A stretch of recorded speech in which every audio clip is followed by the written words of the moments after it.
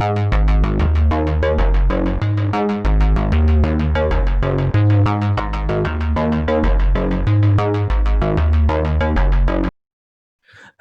and welcome to this lecture. Today we are going to discuss the topic regeneration, and we will discuss that how we will repair the damaged tissues. And we mentioned here that in the slide that regeneration can be occurred through proliferation of uninjured cells, or we can say residual cells. Residual meaning leftover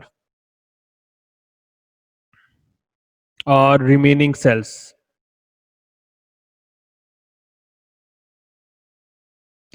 So these are those cells that are not injured. So what happened that the cells which are leftover cells or residual cells, they move to the healing site to regenerate the area. Then the second thing in the regeneration is the deposition of the connective tissues in the form to form a scar. So connective tissues could be the formation of collagen. So these are together make up the regeneration process.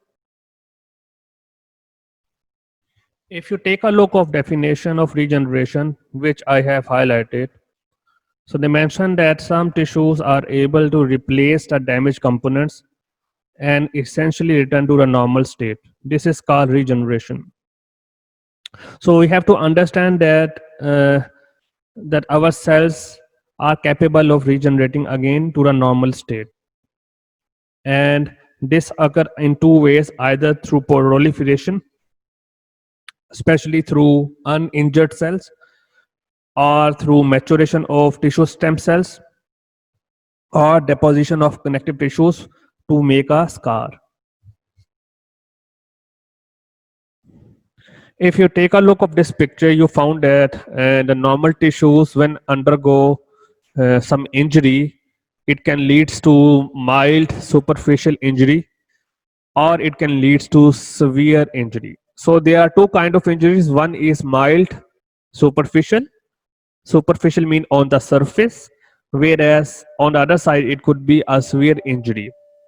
And when we talk about the consequence, in mild superficial injuries, there will be regeneration that will be occur through proliferation of the unhurt or undamaged cells that move towards the healing site.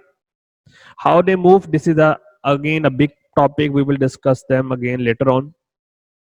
And when we talk about severe injury, there will be formation of scars, and this, if you take a look or compare regeneration and scar formation, regeneration can be occur very fast, but the scar formation sometimes takes lot of time. And when we talk about scar formation, you have to understand that during the scar formation there will be the laying down of connective tissues or fibrous tissues. So you have to understand there will be the production or development of fibrosis or fibrous tissues during the scar formation. And what is fibrosis?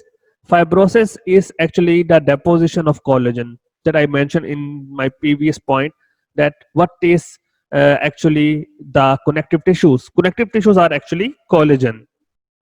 So that technically we term that process is fibrosis, and fibrosis is actually the deposition of collagen, and that will occur in the lungs, liver, kidney, and other organs of chronic inflammation, or myocardium is if in case of infarction. And during fibrosis, the tissue development, how it occupied by, you can say that it is occupied by inflammatory exudate.